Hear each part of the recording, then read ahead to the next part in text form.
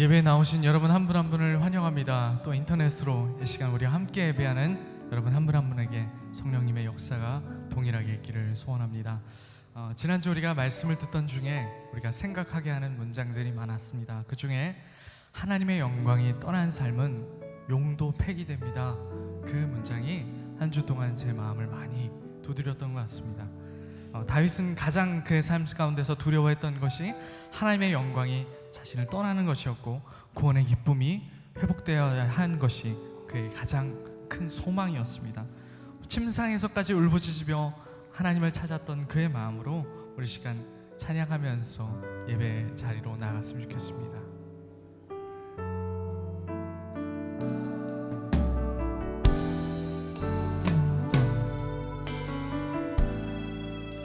주를 위한 이곳에, 주를 위한 이곳에 예배하는 자들 중에 그가 찾는 이 없어 주님께서 슬퍼하시네.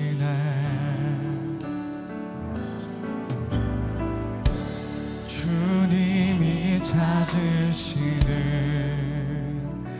그 한 사람, 그 예배자,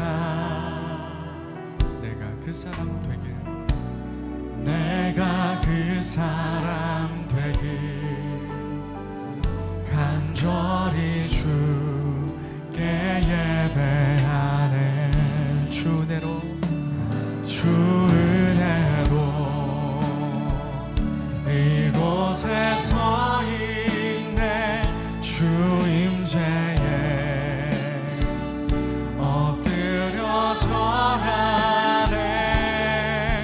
그 어느 것도 난 필요 없네. 주님만 경배해. 주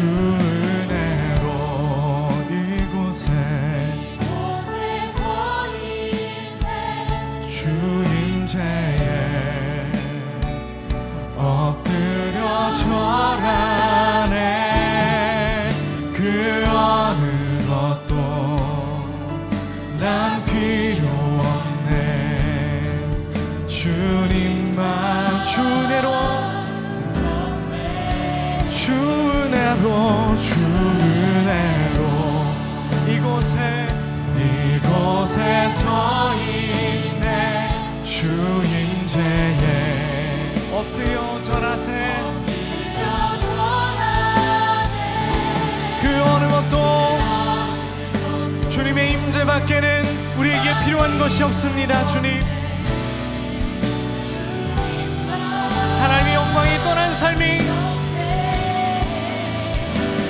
하나님, 우리의 삶이 하나님을 떠나기 원치 않습니다. 서 있네. 주 임재에 엎드려 절하네. 그 어느 것도 난 필요 없네. 주님만.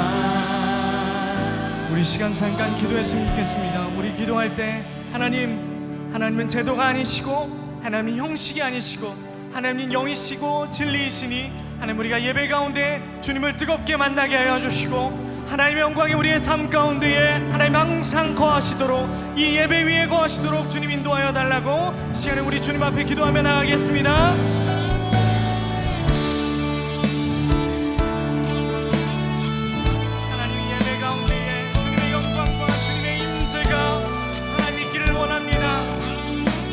찾으시는 그 한 사람, 그 예배자, 하나님, 그 어느 것도 하나님 필요 없음을 우리가 고백하며 이 시간 주님이 찾으시는 그 한 사람이 되기를 우리가 간절히 원하며 하나님 앞에 나아가기를 소원합니다. 하나님이 주님이 찾으시는 그 한 사람, 주님이 찾으시는 그 예배자, 하나님, 여기에 모인 우리 모두가 될 수 있도록 주 하나님 인도하여 주시고, 하나님 이 땅에서 하나님 우리가 주님 앞에 드려진 자, 주님이 받으시는, 주님의 영광이 받으시는 하나님 그런 예배가 될 수 있도록 아버지 하나님 인도하여 주시옵소서.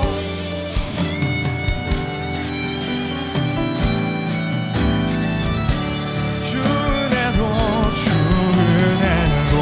이곳에 주 임재에 엎드려 절하네. 그 어느 것도 난 필요 없네. 주님만 경배해. 주 은혜로 이곳에 주 임재에 엎드려 절하네. 그 어느 것도 난 필요 없네.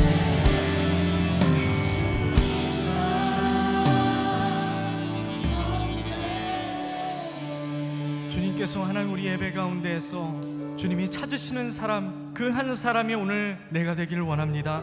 하나님 예배하는 가운데에 주님의 영광을 보게 하여 주시고 내 삶 가운데 주의 영광이 능력이 되어 나타날 수 있도록 인도하여 주시옵소서. 오늘도 이 모든 예배 가운데에 찬양 받으시는 주권자 되시는 예수 그리스도의 이름으로 감사하며 기도합니다. 아멘. 우리의 영광 받으실, 우리의 찬양 받으실 그 주님을 우리가 기대함으로 이 시간 찬양하며 다윗처럼 예배하며 나가기를 원합니다.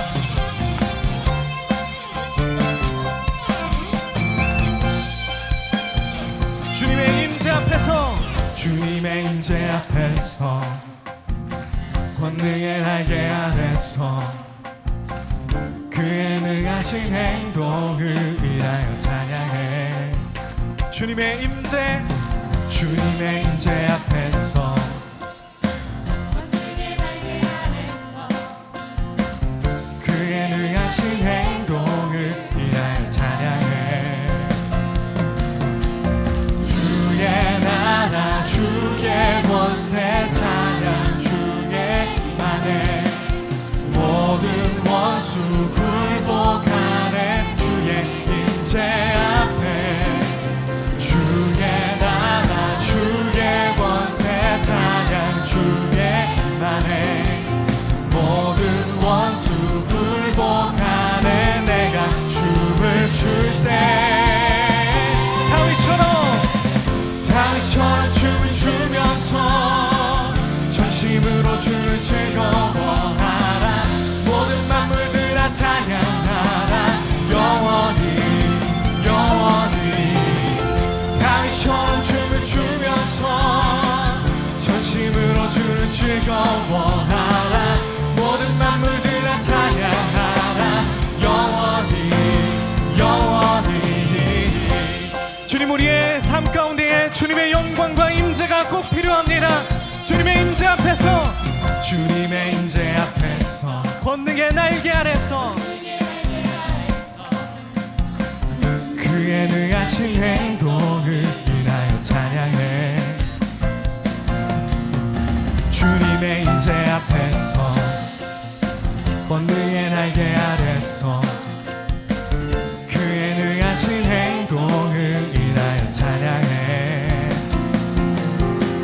주의 나라 주의 원세 찬양 주의 임하네. 모든 원수 굴복하네. 주의 임재 앞 주의 나라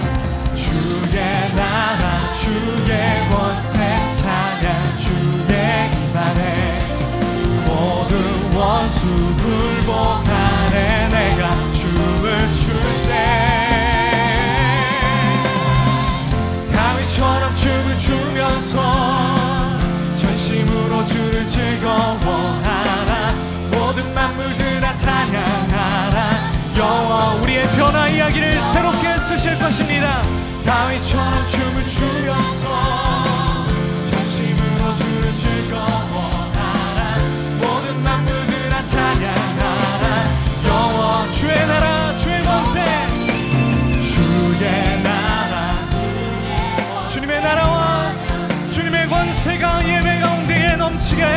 주옵소서. 주의 임재 앞에 주의 나라 주의 권세 찬양 주의 힘 안에 모두 원수 굴복하네. 내가 춤을 출 때 우리 더 높은 목소리로 다윗처럼 춤을 추면서 전심으로 주를 즐거워하라. 모든 만물들아 찬양하라. 영원히 영원히 다윗처럼 춤을 추면서 전심으로 주를 즐거워하라. 모든 만물들아 찬양하라. 우리 마지막으로 고백합시다. 다윗처럼 춤을 추면서 전심으로 주를 즐거워하라. 모든 만물들아 찬양하라. 영원히 영원히 다윗처럼 춤을 추면서 전심으로 주를 즐거워하라. 모든 만물들아 찬양하라. 영원히 영원히 우리가 다윗처럼 춤추며 주님과의 이 여정을 하며 하나님 변화되는 사람이 되기를 소원합니다. 아멘.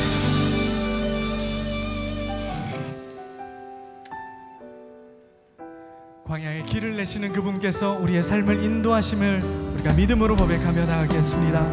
나의 가는 길 주님이 인도하시네. 나의 가는 길 주님 인도하시네. 그는 보이지 않아도 날 위해 일하시네. 주 나의 인도자 항상 함께 하시네. 사랑과 힘 베푸시며 인도하시네. 인도하시네. 나의 가는 길 나의 가는 길 주님 인도하시네. 그는 보이지 않아도 날 위해 일하시네. 주 나의 인도자 항상 함께 하시네. 사랑과 힘 베푸시며 인도하시네. 인도하시네. 광야의 길을 만드시고 날 인도해. 사막의 강 만드신 곳 보라. 하늘과 땅 변해도 주의 말씀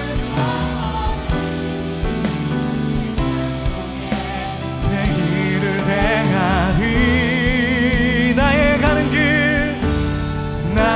가는 길 주님 인도하시네. 그는 보이지 않아도 날 위해 일하시네. 주 나의 인도자 항상 함께 하시네. 사랑과 힘 베푸시며 인도하시네. 여기까지 인도하셨네. 여기까지 인도하셨네. 감사하신 하나님 여기까지 인도하 내 살아계신 하나님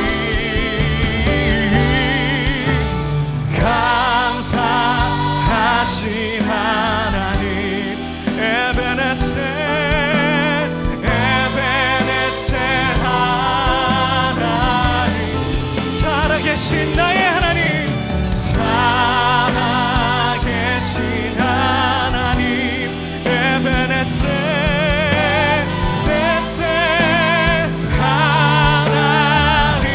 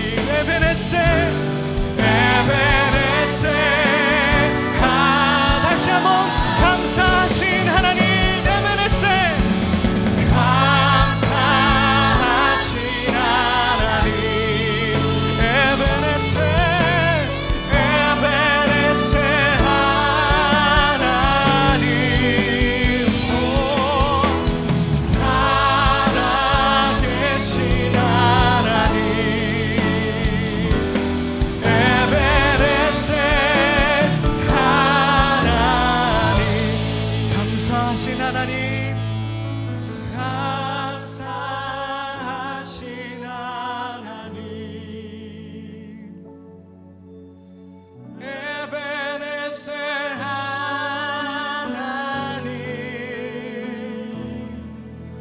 살아계신 하나님, 에베네셀 하나님.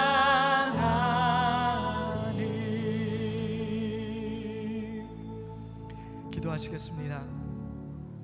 우리를 영광스러운 하나님의 자녀로 불러주신 주님, 말씀을 통해 찔림을 가지고 우리의 신앙을 돌아보게 하시니 감사합니다. 우리의 삶에 하나님의 영광이 떠나가면 소망이 없는 삶일진데, 다윗처럼 우리가 전심으로 하나님의 영광의 회복을 구하지 못하였음을 회개합니다.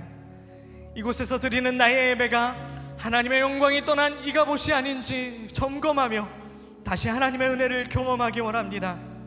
오늘 전해지는 말씀 가운데에 나의 에베네셀을 발견하게 하여 주시고 회복된 영광을 체험하게 인도하여 주옵소서. 오늘도 우리에게 주신 은혜에 우리가 갈급하오며 십자가에서 모든 우리의 수치를 덮으신 예수 그리스도의 이름으로 기도합니다. 아멘.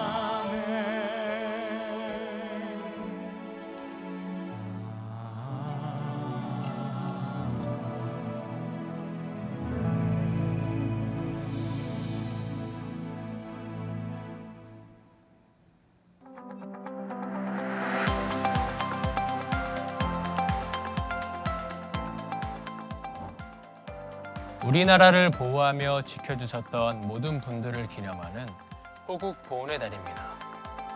다른 무엇보다 하나님의 보호하심이 진정한 소망임을 기억하며 만나 스토리 시작합니다. 5월 25일에 진행된 전교인 산행을 추억하는 사진 전시회가 문화부 주관으로 진행됩니다. 1층 소망호랍 로비에서 진행되는 전시회에 많은 관심 부탁드리며 전시 기간이 끝난 후 개별적으로 사진을 수령해 가실 수 있습니다. 담임 목사님과 함께하는 유학생의 날 행사가 23일 주일 새가족 영접실에서 진행됩니다. 타지에서 열심히 생활하고 있는 만나의 유학생들을 위로하고 격려하며 유학을 꿈꾸고 있는 청년들에게는 유학에 대한 소통의 장이 될 텐데요. 성도님들의 많은 관심 부탁드립니다. 국제 구호개발 NGO 월드 휴먼 브릿지에서 함께 나눔의 다리를 놓을 가족을 기다립니다. 녹음과 디자인, 국제 구호 사업 업무를 담당하는 YP, 코이카 지원 단기 인턴십에 많은 지원과 추천 부탁드립니다.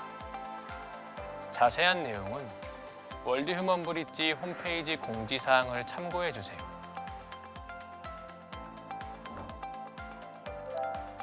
이어지는 소식입니다. 스포츠 선교회 둘레길 선교팀 트레킹이 6월 15일 토요일에 진행됩니다. 국내 선교부 연합기도회가 15일 토요일 피스홀에서 열립니다. 모든 신청은 이 3층 로비 부스입니다. 오늘의 우리가 있기까지 수많은 믿음의 선조들의 희생과 헌신이 있었습니다. 그 중에서도 가장 큰 희생, 독생자를 십자가에 내어주신 하나님을 기억하시길 소망하며 한 주간도 승리하세요.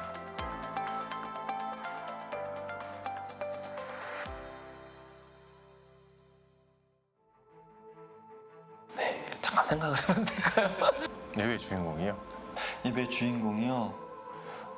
예배 주인공은 무조건 하나님이죠. 혼자로 하나님이시라고 생각하고요. 하나님이시죠. 하나님 한 분이라고 생각을 합니다. 하나님이요. 하나님이 되어지지 않을까요? 하나님. 하나님 예수 그리스도밖에 없는 것 같습니다. 예수 그리스도. 본인이라고 생각을 해요. 예배 드리고 있는 저 더블 캐스팅이다. 인사이드 아웃 화이팅! 림클래시 화이팅! 만나 브리치 화이팅! 음악 콘서트 많이 와주세요. 예. 만나교회에서 만나요. 음악 콘서트 많이 보러 와주세요. 그리고 소중한 콘서트에 함께 해주시기를 바랍니다. 음악 콘서트 꼭 보러 오세요.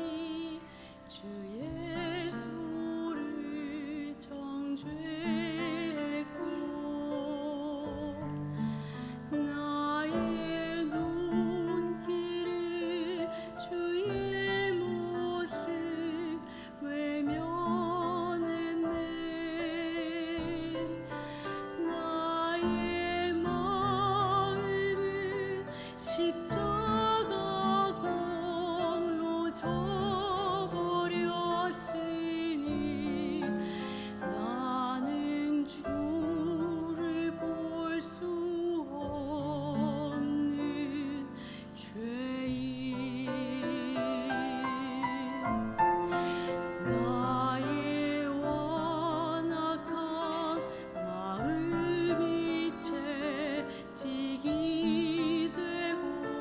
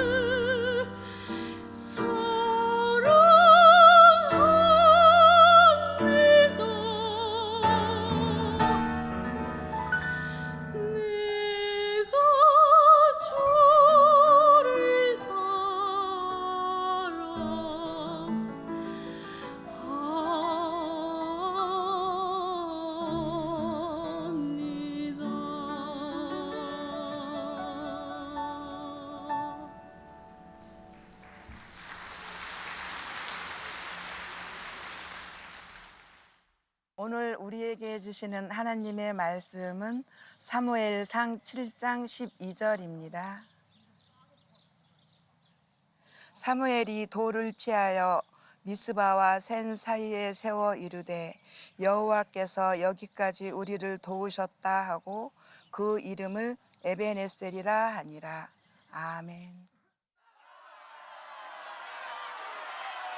하나님께서는 왜 우리를 애굽에서 편안히 죽게 내버려 두지 않으셨습니까? 보시오, 당신들이 이스라엘 온 무리를 광야로 끌고 와서 굶겨 죽이고 있소. 애굽에선 빵과 양고기를 먹을 수 있었는데 모세, 아론, 당신들은 왜 모든 것들을 당신들 뜻대로만 합니까? 맞아요. 한 일이 뭐가 있다고 우리를 마음대로 부리려고 하죠? 당신들이 하나님의 백성을 죽였어. 이게 뭐지? 전염병이야. 살려주세요. 광야 생활 동안 이스라엘 민족은 끊임없이 불평을 쏟고 하나님을 의심하며 죄를 반복했습니다. 그때마다 하나님께서는 필요한 것을 채워주시기도 악한 자들의 목숨을 빼앗기도 하셨죠. 길이 1.12m, 너비와 높이가 67.5cm로 지어진 이 언약궤 안에는 당시의 증거물들이 들어 있었습니다. 만나가 든 항아리와 아론의 쌍난 지팡이, 10계명이 새겨진 두 돌판입니다.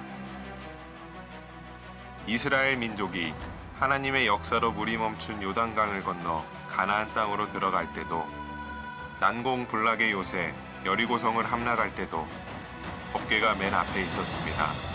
그런데 주전 1102년 이 법궤를 빼앗기는 사건이 일어납니다. 이스라엘 민족은 어쩌다 법궤를 빼앗겼을까요? 또 빼앗긴 법궤를 어떻게 다시 찾을 수 있었을까요? 처음 여기 왔는데 이곳이 텔 아펙이라고 하는 곳입니다. 성서 지명으로는 어떻게 되죠? 성서 지명으로 아벡입니다. 아벡. 예. 한번 이쪽 지역을 좀 설명을 해주시면 좋겠네요. 에베네셀 전투라고 아마 여러분들이 다 잘 아실 겁니다. 사무엘상 4장에 나오는 여호와의 법궤를 가진 이스라엘 군사와 이스라엘 군사를 대항해서 맞서 싸우려고 했었던 블레셋 사람들이 같이 이 장소에서 서로 마주보며 진을 쳤었던 장소고요. 이곳에서 그 유명한 에베네셀 전투가 있었고, 그 결과로 엘리 제사장 두 아들 홈니와 비느하스가 여기서 전사했으며 여호와의 법궤가 블레셋 사람들의 손에 의해서 빼앗긴 장소가 되겠습니다. 근데 우리 일반적으로 우리 크리스찬들이 생각할 때 에베네셀 하면 그런 이제 부정적인 의미에서 그런 전투보다는 굉장히 긍정적인 의미에서 에베네셀 하면 떠오르는 게 있잖아요. 그 긍정적인 이미지가 떠오르는 이유는 그 히브리어의 의미에 있습니다. 에벤은 돌이라는 뜻이고 에셀은 도움이라는 뜻입니다. 그러니까 도움의 돌이라는 뜻인데요. 사무엘이 미스바와 센 사이에 돌을 쌓고 가로되 여호와께서 여기까지 우리를 도우셨다 해서 그곳을 에베네셀이라 이름을 붙였습니다. 또 하나 질문이 생기는데, 난 여기를 와 보니까 굉장히 이렇게 평원이잖아요. 근데 이렇게 풀들도 굉장히 많이 굉장히 비옥한 땅처럼 보이는데, 평원에서 싸움을 한다는 게 진짜 뭐 옛날 중국 영화에서 보는 것처럼 이렇게 쫙 사람들이 수십만에서 가운데 붙어서 이렇게 싸우는 그런 장면도 생각할 수 있겠지만, 사실 싸움하면 막 요새도 있고 산도 있고 그럴 것 같은데, 이 지형이 왜 그렇게 전투가 많았을까요? 전략적인 요충지라고 보시면 됩니다. 그리고 이제 그 가운데 특별히 이게 에베네셀 전투, 그다음에 미스바 그 사이에 그 전쟁의 핵심에 법궤가 있잖아요. 네, 여호와의 법궤가 있습니다. 이 부분은 좀 어떻게 생각하세요? 법궤에 대해서? 원래 여호와의 법궤는 이제 실로에 있었습니다. 그런데 이제 그 여호와의 법궤를 사람들이 어떻게 생각했냐면 하나님의 발등상이라고 생각했기 때문에 그 발등상을 전쟁터로 가져오면 하나님이 분명히 우리와 함께 하실 거다라고 생각을 한 겁니다. 그래서 이스라엘 사람들이 저 중앙산지에 있다가 이쪽 해안평야로 내려오면서 블레셋 사람들에게 먼저 선 공격을 할 때 여호와의 법궤가 오면 우리가 이 전쟁에서 이길 거다 이런 생각을 가지게 된 거죠. 여호와의 법궤를 가지고 왔는데 철저하게 패했고, 또 여기에서 이제 승리함으로 인하여 다시 여호와의 법궤를 찾아가는 것을 보면 법궤 때문에 전쟁에 승리하고 지구하는 건 아닌 것 같아요. 네, 맞습니다. 아마 이런 좀 의문을 가지고 우리가 뭐 오늘 말씀 좀 풀어갔으면 좋을 것 같고, 저는 에베네셀이라고 하는 지명을 가지고 미리 설교 준비를 하면 그런 생각을 했었어요. 에베네셀 전투에서 법궤를 뺏기고 정말 수치스러웠던 이스라엘 사람들, 그 장소가 동일하게 다시 법궤를 되찾는 장소가 될 수도 있겠고. 네네, 그렇습니다. 그런 생각을 하면서 그 에베네셀 전투의 현장을 우리 한번 가봅시다. 네. 하나님이 우리를 여기까지 인도하셨다는 에베네셀이 고백된 곳. 순탄한 삶을 살았던 사람들의 고백이 아닌 수치스러운 과거를 영광으로 바꿔주신 하나님의 역사가 고백된 곳. 오늘은 그 이야기의 배경이 되는 에베네셀로 떠납니다.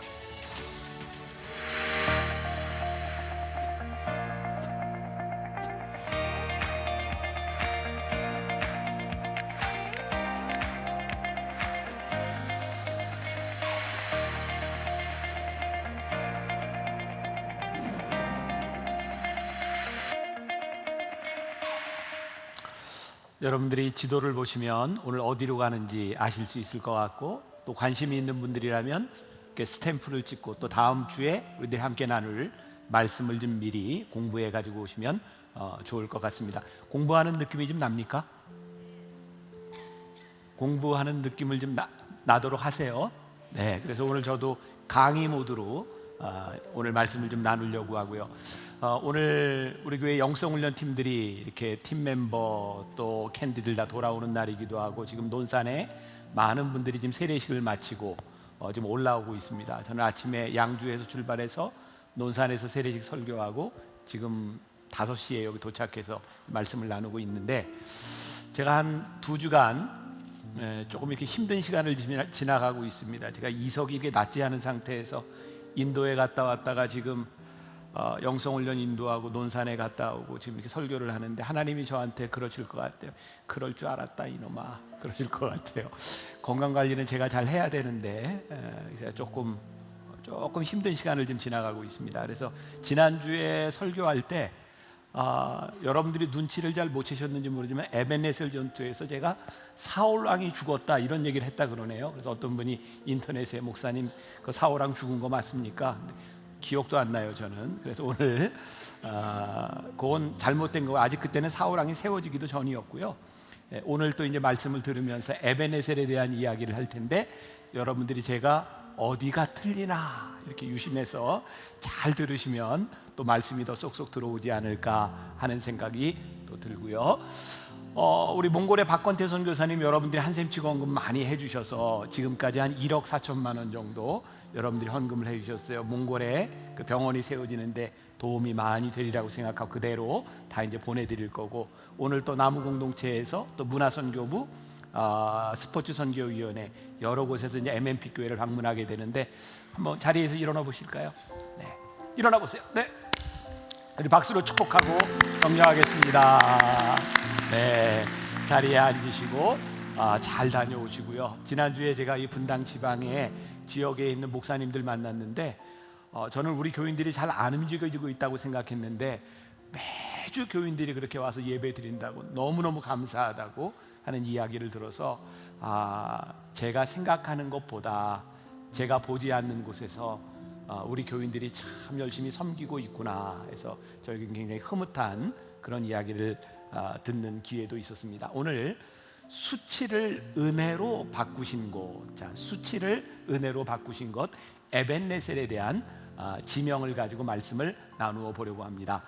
오늘 우리가 읽은 본문 말씀은 참 잘 아는 말씀이죠. 그리고 이 말씀에 연관된 찬양도 있죠. 아까 불렀는데 기억나세요?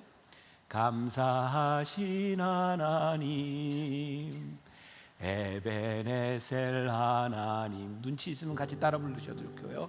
살아계신 하나님, 에베네셀 하나님, 여기까지 인도하셨네. 감사하신 하나님, 여기까지 인도하셨네. 살아계신 하나님, 살아계신 하나님, 감사합니다.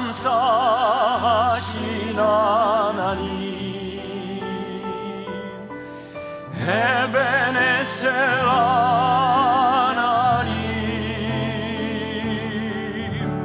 살아계신 하나님 에베네셀 하나님. 저는 개인적으로 우리의 신앙에서 에벤네셀의 하나님을 고백할 수 있으면 그 인생이 참 복된 사람이다 라는 생각을 합니다. 자, 지난주의 말씀과 우리들이 조금 이어서 생각을 해봐야 되는데요, 지난주에 제가 사무엘상 4장의 에벤네셀 전투를 이야기하면서 그곳에서 이스라엘 백성들이 패했고 거기에 엘리제 제사장의 아들 홈리와 비느하스가 그곳에서 죽었다. 그리고 그 소식을 듣고 엘리 제사장의 며느리가 아이를 낳다가 죽습니다. 그러면서 한 말이 있죠. 이가봇, 이 아이의 이름을 이가봇이라, 하나님의 영광이 떠났다. 그런데 오늘 에벤네셀 전투에서 하나님의 영광이 떠났던 그 수치의 장소인 그 에벤네셀에서 하나님의 영광이 다시 회복되는 것을 우리는 사무엘상 7장에서 보게 됩니다. 그러니까 제가 믿어도 되겠죠? 여러분들 사무엘상 4장부터 7장까지 읽어왔다는 거? 네, 믿습니다. 네, 믿어야지 제 마음이 편하죠. 예. 자, 오늘 본문 말씀 보니까 사무엘이 돌을 취하여 미스바와 센 사이에 이르러 여호와께서 여기까지 우리를 도우셨다고 그 이름을 에벤네셀이라 하니라. 그러니까 사무엘상 4장에 있었던 에벤네셀이라고 하는 그 지명은 그때 지명은 아니었던 것 같아요. 그러니까 이 7장에서 지명이 지어지고 그 전쟁에 대해서 회고하면서 그때 그것을 에벤네셀이라 불렀을 것이라고 저는 추측을 하게 됩니다. 여기까지 도우신 하나님의 은혜를 경험하기 위해서 그 전에 있었던 4장과 5장과 6장, 이 7장까지 오는 동안 이스라엘 백성들은 그들의 삶의 신앙에 굉장히 험한 수치를 경험합니다. 그러니까 하나님의 인도하심은 그냥 어느 순간에 뚝 떨어진 것이 아니라 그들의 인생의 수치 가운데서 하나님이 회복해 주신 축복입니다. 그래서 오늘 저는 말씀을 나누면서 혹시 우리의 인생에 수치스러운 일이 있다면 하나님이 이것을 회복하시는 에벤네셀의 감사가 우리들 가운데 있었으면 좋겠다. 자, 사무엘상 4장의 에벤네셀 전투에 대해서 조금 더 살펴보도록 하겠습니다. 영상을 통해서 여러분들이 보셨지만 블레셋 사람들이 아벡이라고 하는 곳에 진을 쳤고 넓은 평지예요. 전쟁하기 참 힘든 곳 같은데 거기는 전략의 요충지였다고 하죠. 이스라엘 백성들은 그 반대편에 에벤네셀이라고 하는 곳에 진을 쳤어요. 그 지명은 이제 사무엘상 7장에서 지어진 것이고 어쨌든 거기엔 평지였을 겁니다. 처음 전쟁을 이렇게 맞붙게 되었는데 그 결과는 이스라엘 백성이 약 4,000명 정도 죽고 패했습니다.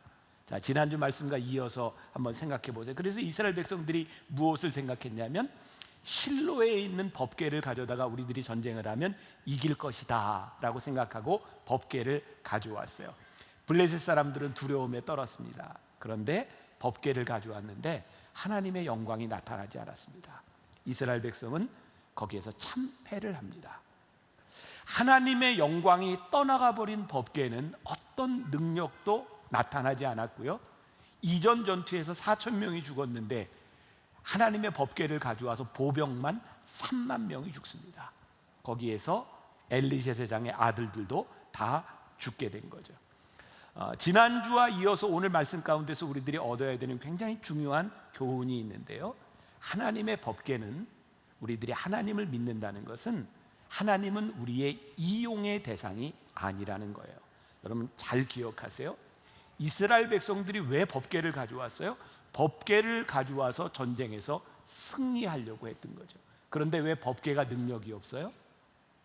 그들이 법궤를 이용하려고 했지 그들은 하나님의 법궤 앞에서 신실하려고 하지 않았어요. 그들은 여전히 우상을 숭배하고 있었고 그들은 하나님 앞에 죄악된 사람이었어요. 그런데 법궤를 가져와서 이용하려고 할 때 하나님의 능력이 나타나지 않았다고요. 여러분, 우리는 우리의 인생의 문제들을 가지고 하나님 앞에 기도합니다. 우리는 어려울 때 작정 기도를 하기도 하죠. 하나님, 저 도와주세요.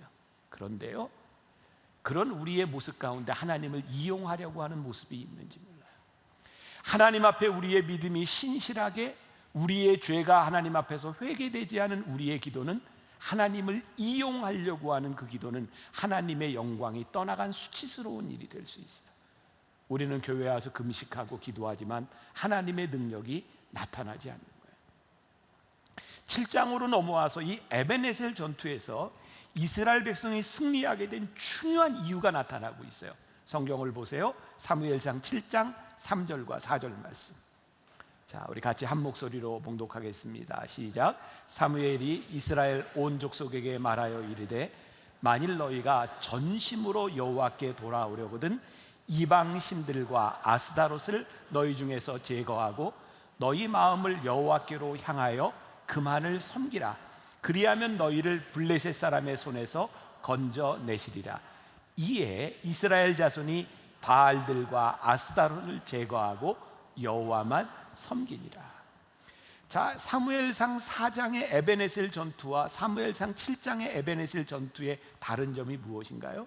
그들은 회개하지 않았고 법궤를 가지고 싸웠으나 졌어요. 7장에 나오는 에베네셀 전투에서 그들에게 법궤가 없었지만 그들은 하나님께 회개하고 바울과 아스다롯을 다 제하고 여호와만 섬기기로 결심했을 때 하나님께서 그 에베네셀 전투에서 이스라엘 백성들에게 승리를 안겨주세요. 중요한 교훈을 우리들이 깨닫게 되는 거죠. 경건의 모양을 가지고 있으나 경건의 내용이 없으면 우리는 영적 전투에서 패할 수밖에 없는 겁니다. 여러분들이 매일 가정에서 가정 예배를 드리고 여러분들이 매일 성경을 묵상하고 여러분들이 금요일마다 모여서 나무 예배를 드리는데 그 예배 가운데 경건의 내용이 없으면 우리의 신실함이 사라져버리면 그 어떤 것도 능력을 나타내지 못한다. 예를 들어서 우리들이 나무 공동체에서 모여서 하는 이야기가 무엇인지, 거기에 하나님의 이야기가 있고 거기에 영적인 이야기들이 있는지, 그래서 우리는 경건의 모양을 가지고 있으면서 경건의 능력을 상실한 비참한 우리들의 신앙들을 가질 때도 있어요. 다시 여러분들에게 높아심으로 말씀을 드립니다. 이번 시리즈 말씀은 제가 성경만을 가지고 쭉 풀어나갈 것이기 때문에 여러분들에게 조금 지루하게 느껴질지 모르지만 좀 깊이 있게 여러분들이 말씀으로 들어오시면 좋을 것 같아요. 성경에도 이렇게 표시를 하면서, 자, 사무엘상 4장에 에베네셀 전투에서 승리한 블레셋 사람들이 얻은 최고의 전리품은 법궤였습니다. 그들이 하나님의 법궤를 빼앗았어요. 생각해 보세요. 블레셋 사람들에게는 그게 최대한의 전리품이지만 이스라엘 백성들에게는 그것이 최고의 수치가 아니었겠습니까? 하나님의 영광이 떠나간 이스라엘 백성들에게 수치가 찾아왔는데요, 정말 흥미로운 것을 발견하게 됩니다. 여러분들도 저와 함께 흥미를 좀 가져주세요. 사무엘상 5장 2절에 이런 말씀이 있어요. 블레셋 사람들이 하나님의 궤를 가지고 다곤의 신전에 들어가서 다곤 곁에 두었더니, 다곤은 뭐냐면 블레셋 사람들이 섬기는 신이에요. 이게 위에는 사람 모양이고 밑에는 물고기 모양으로 되어 있는 그런 신을 섬기고 있었는데요, 이스라엘 백성들이 블레셋 전투에, 그 에베네셀 전투에서 블레셋 사람들이 에베네셀 전투에서 이긴 다음에 법궤를 어디에다 갖다 놨어요? 다곤 신전에다 갖다 놨어요. 하나님의 영광이 떠나간 법궤는 너무너무 수치스러운데요, 하나님의 능력이 사라지진 않았어요. 어떤 일들이 일어났냐면, 다곤신 있는데 하나님의 법궤를 갖다 놨는데 아침에 일어나 보니까 다곤신이 넘어져 있는 거예요. 블레셋 사람들이 놀래서 그 다음날 다시 세워놨는데, 제가 보자고 하려고 그랬는데 먼저 나왔네요. 저기에 법궤가 있고 저기에 다곤신이 저렇게 생겼습니다. 참 우리 교회 너무너무 좋잖아요. 자, 그럼 공부하는 거예요 지금. 네, 됐어요. 그래서 그 다음에 또 신상을 세워놨는데 이번엔 넘어졌는데 보니까 머리와 두 손목이 끊어져 버려서 그 몸뚱이만, 다곤신 몸뚱이만 남게 되어 있었어요. 이것을 경험한 블레셋 사람들이 얼마나 두려웠겠습니까? 하나님의 거룩함과 영광을 훼손한 블레셋 사람들에게요, 끊임없는 재앙이 일어납니다. 저는 이 말씀을 보면서 아주 흥미로운 것을 발견하게 되었는데, 여러분도 흥미로울지 모르겠어요. 제가 이렇게 한번 문장을 써봤습니다. 거룩을 상실한 이스라엘 백성에게는 수치가 찾아왔고요, 우상의 땅에 거룩함이 임재하면 두려움이 찾아옵니다.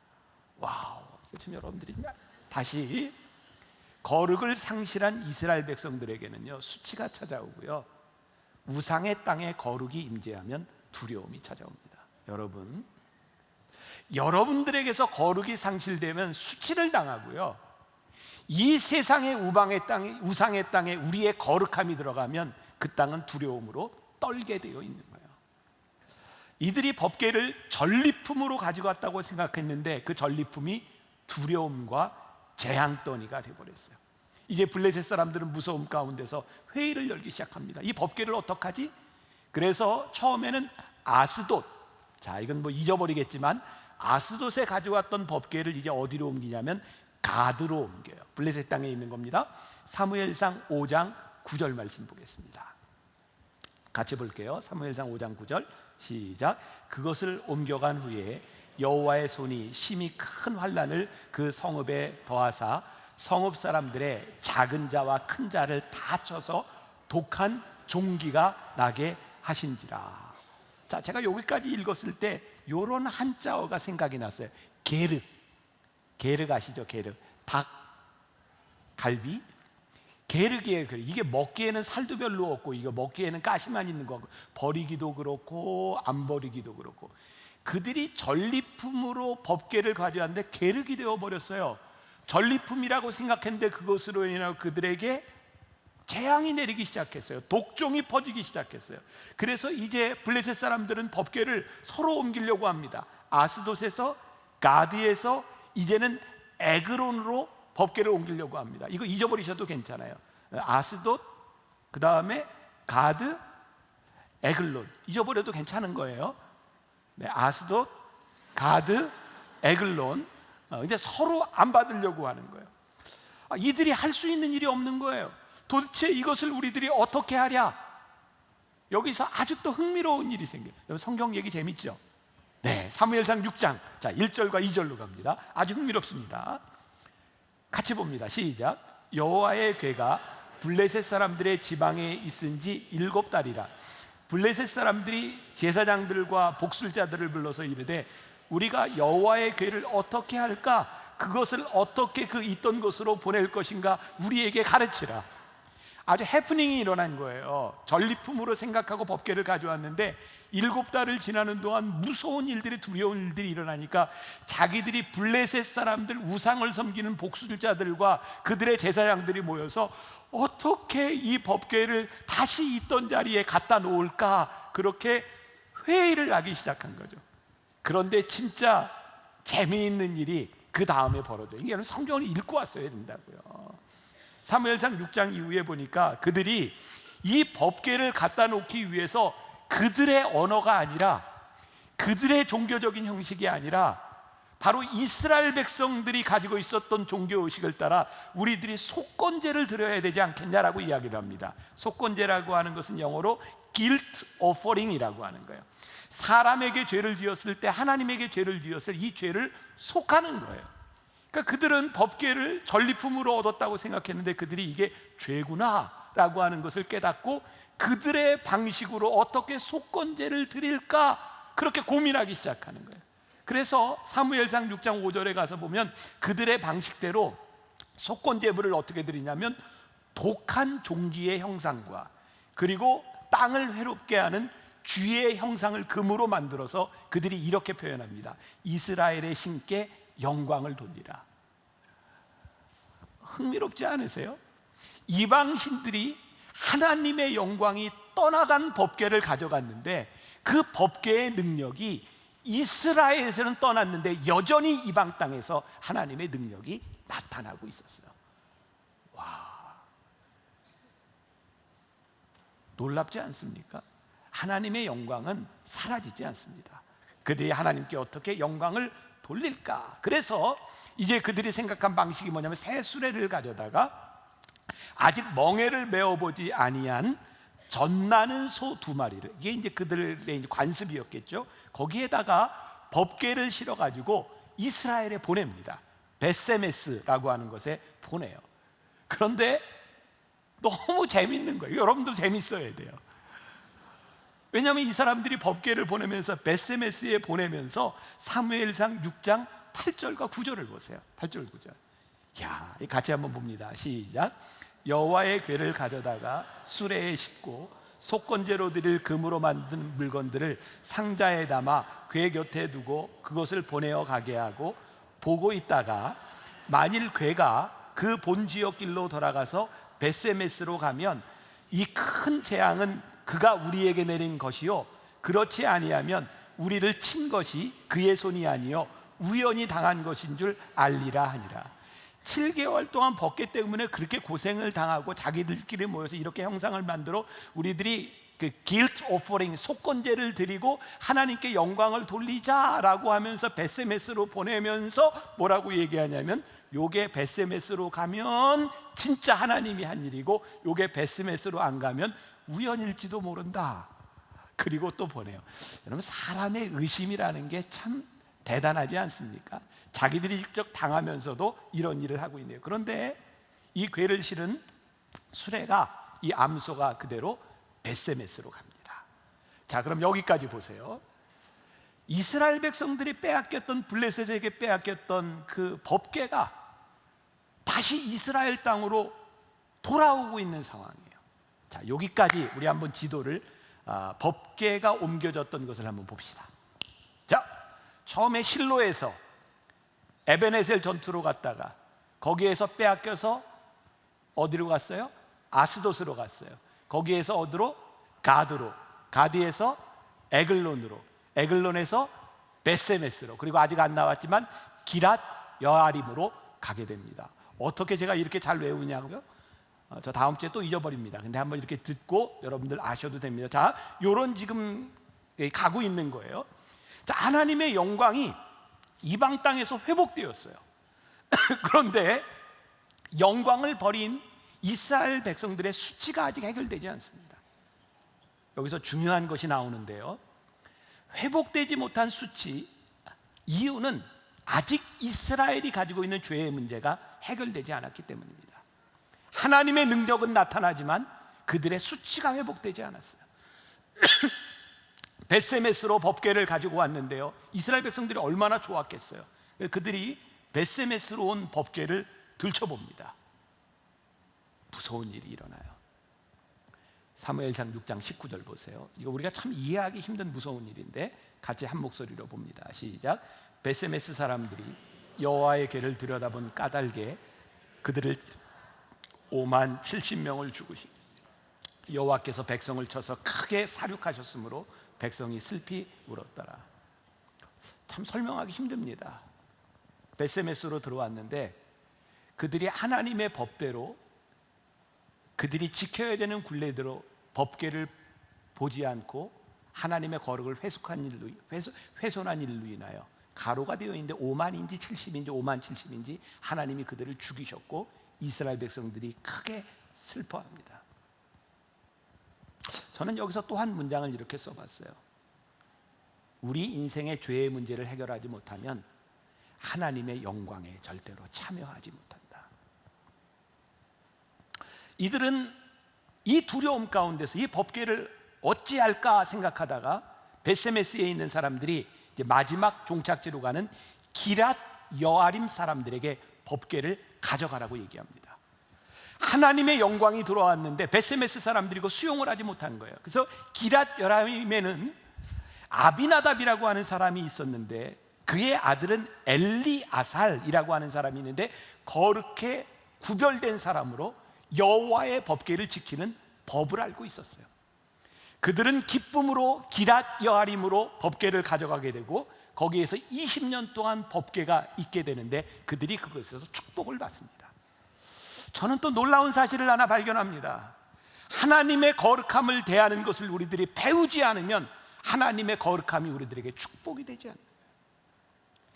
하나님의 거룩함과 영광을 여러분들이 믿음으로 살아갈 수 있는 믿음의 법을 배우지 않으면 우리는 신앙생활을 하면서 거룩하신 하나님 앞에 우리는 죄를 지을 수도 있는 거구나. 그렇게 20년 동안 기랏 여아림의 법궤가 머무르는 동안 드디어 이스라엘 백성들에게 어떤 마음이 생기냐면 그 법궤를 사모하는 마음이 생겨요. 야, 우리가 저 법궤를 받아야 되는데, 우리가 그것을 알아야 되는데. 자, 이제 사무엘상 7장 2절로 넘어갑니다. 재밌죠? 사무엘상 7장 2절 우리 같이 봅니다. 시작. 괴가 기럇 여라임에 들어간 날부터 20년 동안 오래 있은지라 이스라엘 온 족속이 여호와를 사모하니라. 이제 이들에게 사모하는 마음들이 일어나면서 7장의 전투로 넘어가게 되는 거예요. 자, 이제 법궤가 머물렀던 장소를 또 잊어버리겠지만 한번 본다면 실로에서, 에벤에셀에서, 아스돗에서, 가드에서, 에글론에서, 베세메스에서, 기럇 여아림으로. 그래, 지금 여러분들이 지금 속으로 그래 잘났다 그러고 있는 분이 있는 것 같은데, 그래요. 어려움을 당해봐야 소중함을 알아요.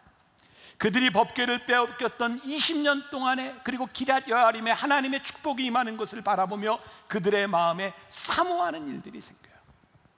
저는 오늘 여러분들을 바라보며 그런 말씀을 드리고 용기를 드리고 싶어요.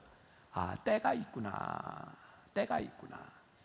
어떤 사람들에게는 하나님의 영광을 놓쳐서 고통의 시간을 지나가는 것도 힘들기는 하지만 하나님께서 그의 인생에 주시는 때일 수 있구나. 어떤 사람에게는 그 어려운 시간들을 통해서 하나님이 깊은 교제의 시간을 갖게 하시고 하나님을 만날 수 있는 그런 시간을 주시는구나. 이 사모하는 마음 하면 딱 떠오르는 사람이 다윗이거든요. 다윗은 하나님께 대한 사모하는 마음이 너무 커서 마치 목마른 사슴이 시냇물을 찾는 것처럼 그런 사모하는 마음을 가졌다 그랬어요. 아, 신약에 심령이 가난한 자는 복이 있나니라고 하는 말씀이 여호와를 사모하는 마음을 가지게 될 때 그들의 삶에서 결단이 일어나는 거구나. 이제 사무엘상 7장 5절과 6절에서 이스라엘 백성들에게 이렇게 이야기합니다. 자, 같이 봅니다. 자, 5절 6절. 사무엘이 이르되 온 이스라엘은 미스바로 모이라. 내가 너희를 위하여 여호와께 기도하리라 하매 그들이 미스바에 모여 물을 길어 여호와 앞에 붓고 그날 종일 금식하고 거기에서 이르되 우리가 여호와께 범죄하였나이다 하니라. 사무엘이 미스바에서 이스라엘 자손을 다스리니라. 자, 여기에 중요한 것이 나와요. 미스바에 다 모여라 하고 여호와께 기도하면서 이스라엘 백성들에게 뭐라고 했냐면 물을 길어와서 여호와 앞에 부어라. 그리고 너희들이 종일 금식해라. 중요한 의미를 가지고 있습니다. 물을 부으라고 하는 것은 그들에게 있었던 죄악들을 다 씻어내라고 하는 거예요. 그리고 너희들이 종일 기도해라. 무슨 기도를 하라? 여호와 하나님을 붙들고 금식 기도해라. 금식 기도는 뭐예요? 네가 먹고 싶은 것, 네가 바라는 것, 너의 육적인 욕망들을 다 제어하고 하나님을 붙들라, 이런 말이에요. 무슨 말이에요? 미스바에서 이스라엘 백성들은 붙잡아야 할 것이 무엇인지, 버려야 될 것이 무엇인지를 확실히 하며 미스바에 모여서 그들이 기도하기 시작했어요. 사무엘이 그들이 부른 이유, 다시 7장 3절과 4절로 한번 거슬러 올라가요. 다시 한번 봉독합니다. 자, 시작. 사무엘이 이스라엘 온 족속에게 말하여 이르되 만일 너희가 전심으로 여호와께 돌아오려거든 이방신들과 아스타롯을 너희 중에서 제거하고 너희 마음을 여호와께로 향하여 그만을 섬기라. 그리하면 너희를 블레셋 사람의 손에서 건져내시리라. 이에 이스라엘 자손이 바알들과 아스타롯을 제거하고 여호와만 섬기니라. 그러니까 이 말씀을 보니까 뭐가 전제되어 있어요? 이스라엘 백성들이 사무엘상 4장에 에벤네셀 전투를 할 때 그들이 여호와의 법궤를 가지고 갔는데 그들은 누구를 섬기고 있었어요? 아스다롯과 바알을 섬기며 법궤를 가지고 나갔다. 이제 지금이라도 너희들이 하나님 앞에 온전히 다른 신들을 다 버리고 여호와를 섬겨라. 오늘 여기에 에벤네셀이라고 하는 이 말은 오랜 시간을 거쳐서 이스라엘에게 주시는 깊은 은혜의 상징이 돼요. 에벤네셀 전쟁에서 이기려고 법궤를 가져왔으나 법궤를 빼앗겨버렸던 이스라엘 백성들에게 미스바에서 회개하고 기도할 때 하나님께서 에벤네셀의 축복을 주시거든요. 여러분, 여기에서 너무너무 재미있는 현상이 있어요. 재미있어 하셔야 돼요. 자, 에베네셀 전투가 일어났던 사무엘상 4장에 이스라엘 백성들이 법궤를 가져왔더니 누가 떨었다 그랬어요? 블레셋 사람들이 떨었고 이스라엘 백성들은 흥분했는데 그 전쟁에서 졌다고요. 근데 오늘 여기에 있는 에베네셀 전투 사무엘상 7장에는요, 이스라엘 백성들이 미스바에 모였더니 블레셋 사람들이 미스바에 모인 이스라엘 사람들을 바라보고 저놈들은 아예 싹을 잘라야 되겠다, 그래서 전쟁을 일으켜서요 이스라엘 백성들이 떱니다. 블레셋 사람들이 자신 있게 싹을 제거하려고 오는데 그 전투에서 하나님이 이기게 하시죠. 그리고 그 에베네셀 전투, 사무엘상 7장의 에베네셀 전투가 일어나는데 이스라엘 백성이 한 일이 무엇이냐? 사무엘상 7장 9절을 보세요. 줄쳐놓고 여러분들 기억하셔야 돼요. 사무엘상 7장 9절 다 같이 시작. 사무엘이 젖 먹는 어린 양 하나를 가져다가 온전한 번제를 여호와께 드리고 이스라엘을 위하여 여호와께 부르짖음에 여호와께서 응답하셨더라. 여기에 중요한 단어가 등장해요. 온전한 번제를 드릴 때 하나님께서 그들의 부르짖음을 들으시고 응답하셨다. 또 중요한 것을 깨닫게 됩니다. 그렇구나, 두려울 때 기도해야 되는구나. 두려울 때 온전한 우리의 제사가 필요한 거구나. 온전한 제사는 하나님 앞에 온전한 회개가 전제되지 않으면 온전한 제사가 되지 못하는구나. 우리의 경건의 모양이 아니라 경건의 내용이 살아있기 위해서 우리들이 하나님 앞에 온전한 회개의 역사가 일어나는 것. 눈에 보이는 법궤가 능력이 아니라, 제사를 드리는 행위가 능력이 아니라, 그것이 어떤 법이고 어떤 것이고 어떤 마음이고 어떤 행위로 우리들이 하나님 앞에 예배 드리느냐, 그것이 우리들에게 중요하다는 것을 오늘 에벤네셀에서 보여주세요. 오늘 본문으로 다시 돌아갑니다. 사무엘상 7장 12절. 이런 정도는 여러분들이 외우고 살아가면 신앙생활에 아주 편하지 않겠습니까? 나무 공동체나 어디 가서도 좀 아는 척하면서 우리 사무엘상 7장 12절 봅시다. 에벤네셀, 있어 보이잖아요. 자, 사무엘상 7장 12절 같이 봅니다. 시작. 사무엘이 돌을 취하여 미스바와 센 사이에 세워 이르되 여호와께서 여기까지 우리를 도우셨다 하고 그 이름을 에벤네셀이라 하니라. 거기에 돌을 세웠다 그랬어요. 기념비를 세운 거예요. 이스라엘 백성들의 참 잘하는 일 중에 하나는 그들은 기념비를 세웠다는 거예요. 야, 하나님이 우리를 여기까지 인도하셨어. 그리고 기념비를 세워요. 제가 오늘 여러분들에게 그런 신앙적인 이렇게 도전을 좀 드리고 싶어요. 우리들이 어떤 인생을 살아왔든지, 어떤 수치를 당했든지, 어떤 고통을 당하고 어떤 배신을 당했든지, 오늘 우리들에게 이 기념비, 하나님이 여기까지 나를 인도하셨어 라고 고백할 수 있으면 우리는 절대로 실패한 인생이 아닙니다. 여기까지 인도하신 하나님의 은혜를 고백하지 못하면 우리는 아무리 열심히 살아도 신앙적으로 성공한 사람이 아닙니다. 하나님이 나를 여기까지 인도하셨구나. 내가 오늘 이 자리에 있는 것이 하나님의 은혜이구나. 제가 여러분들에게 그냥 신앙의 한 가지 이렇게 제안을 드린다면, 여러분들에게 이 에벤네셀의 사건들을 기념할 수 있는 여러분들의 삶의 어떤 컬렉션 같은 걸 해보시는 것도 참 좋아요. 우리 교회에서 변화산 기도회 끝날 때마다 기념품을 드리는 이유 가운데 하나가 그때 임했던 은혜를 기억하라고 드리는 거거든요. 그의 인생에 에벤네셀의 흔적을 만드는 것, 그리고 우리의 신앙이요, 우리와 지금까지 함께 하셨던 하나님을 우리들이 반추하고 그것을 바라볼 때 우리들이 힘을 얻고 우리들의 신앙을 회복하는 일이 참 중요하다고 생각해요. 여러분들의 삶에 에벤네셀의 흔적을 만들어 보라. 에벤네셀이 우리들에게 주는 교훈, 전 이 부분이라고 생각하는데, 수치스러운 과거를 영광스럽게 바꿔주신 것, 그것이 에벤네셀의 은혜다. 제가 팀 켈러 목사님의 책 예수라고 하는 책을 보는데 마태복음 1장에 예수님의 족보들이 나오잖아요. 누가 누구를 낳고 누가 누구를 낳고. 우리가 참 의미 없게 생각하는데 그 족보가 진짜 중요한 것은 예수님이 누구신지를 보여준다는 거예요. 예수님의 족보 중에 나오는 다말은 자기 시아버지와 부적절한 관계를 맺음으로 아이를 낳은 사람입니다. 예수님의 족보에 다말이 있습니다. 햇사람 우리아의 아내가 있습니다. 불륜으로 나왔던 사람입니다. 그런데 예수님의 족보가 거기에 있다고 하는 것을 마태복음이 보여주면서 우리들에게 이야기하시는 거예요. 우리의 과거의 수치스러운 일들을 이렇게 변화시키셔서 메시아가 이 수치스러운 과거 가운데서 우리들에게 메시아로 오셨다. 그것을 성경은 우리들에게 명확하게 보여주고 있는 거예요.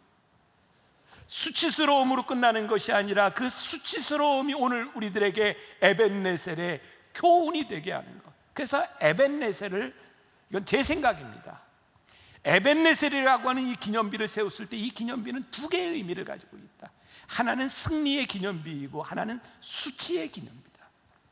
그들이 그 기념비를 세웠을 때 하나님이 우리를 여기까지 인도하셨다는 그 승리 가운데는 그들이 하나님의 영광이 떠남으로 인하여 당했던 수치의 기억들이 거기에 있는 거예요.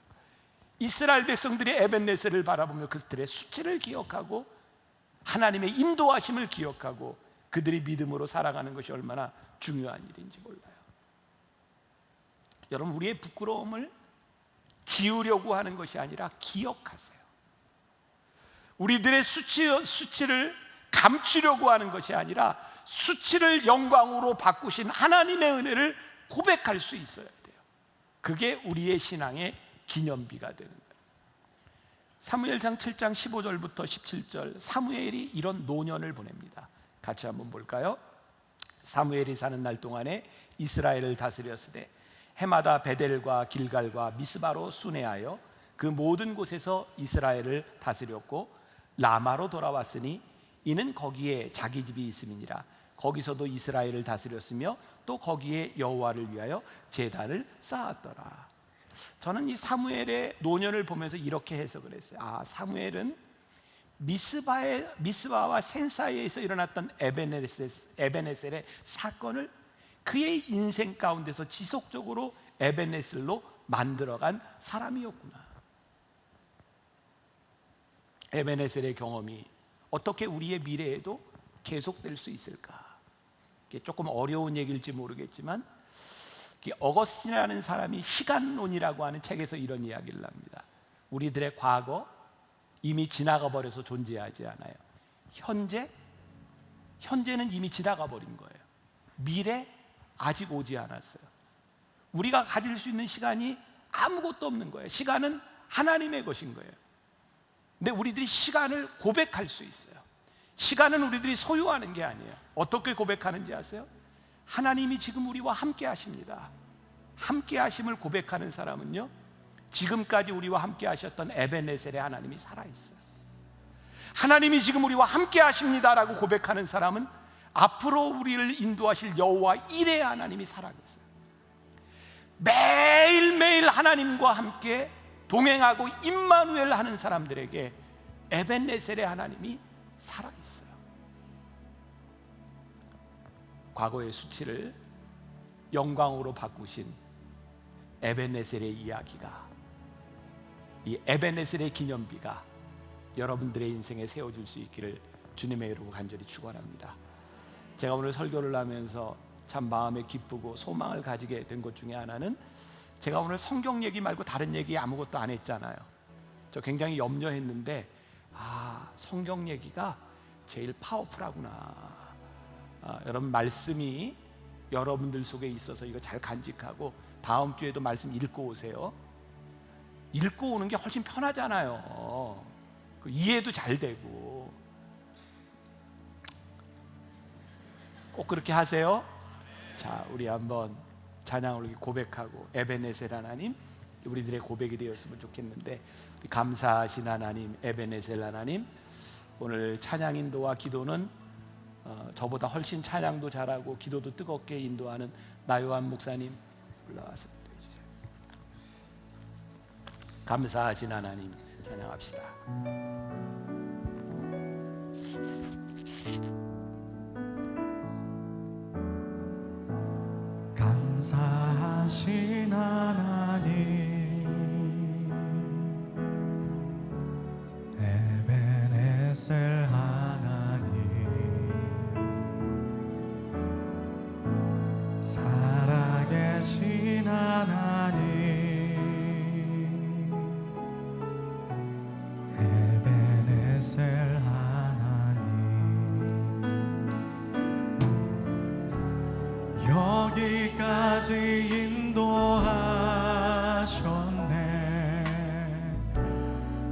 감사하신 하나님, 여기까지 인도하셨네. 살아계신 하나님, 감사하신 하나님, 에베네셀 하나님,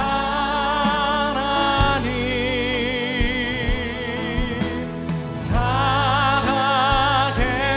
하나님, 에베네셀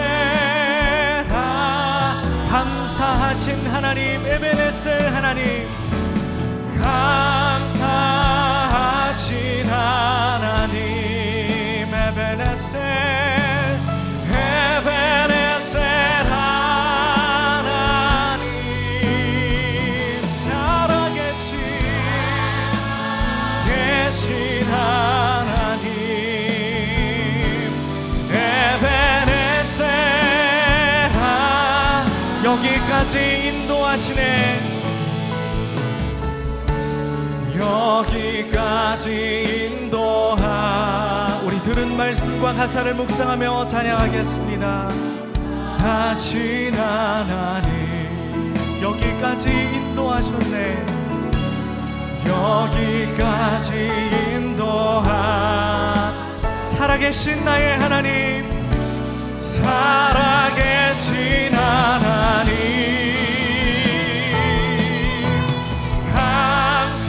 감사하신 하나님, 에베네셀 하나님,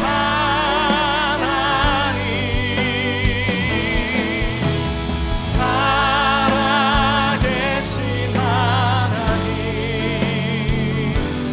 에베네셀 하나님. 우리가 말씀을 통해서 들은 것처럼 이스라엘 백성들이 전쟁터에 법궤를 가져온다고 승리하지 않았습니다. 우리도 하나님의 말씀을 우리 삶 가운데 다급할 때만, 필요한 때만 우리가 사용한다고, 이용한다고 하나님이 역사하지 않습니다.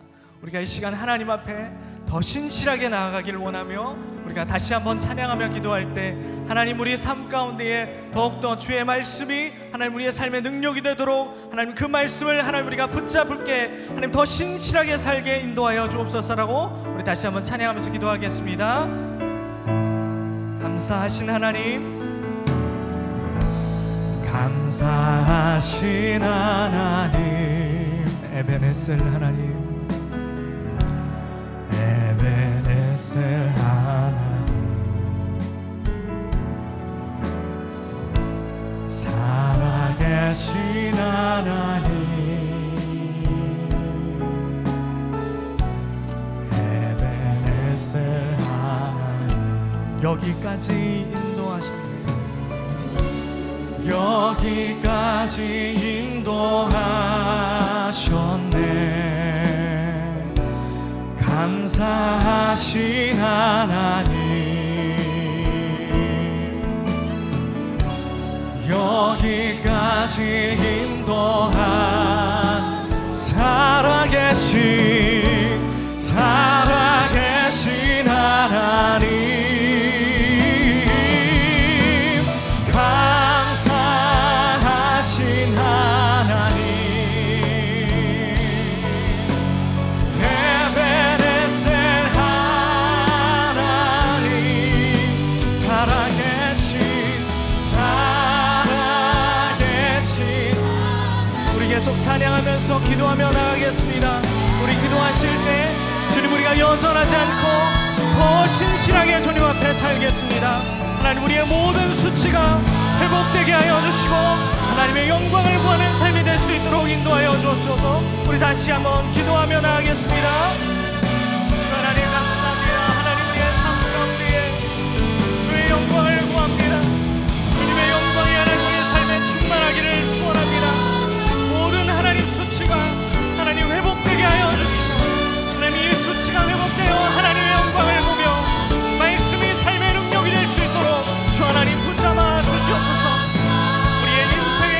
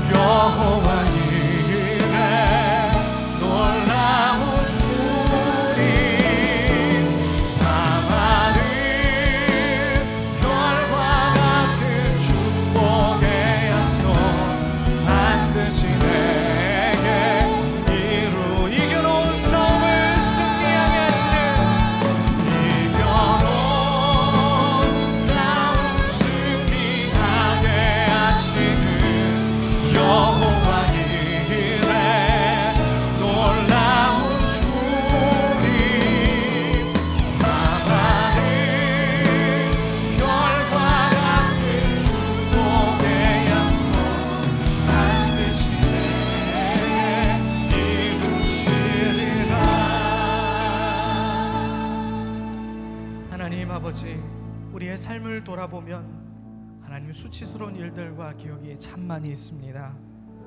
하나님, 그러나 하나님 이 모든 기억들과 하나님 모든 수치들을 주께서 하나님 회복해 하심으로 영광으로 변화될 줄 우리가 믿습니다.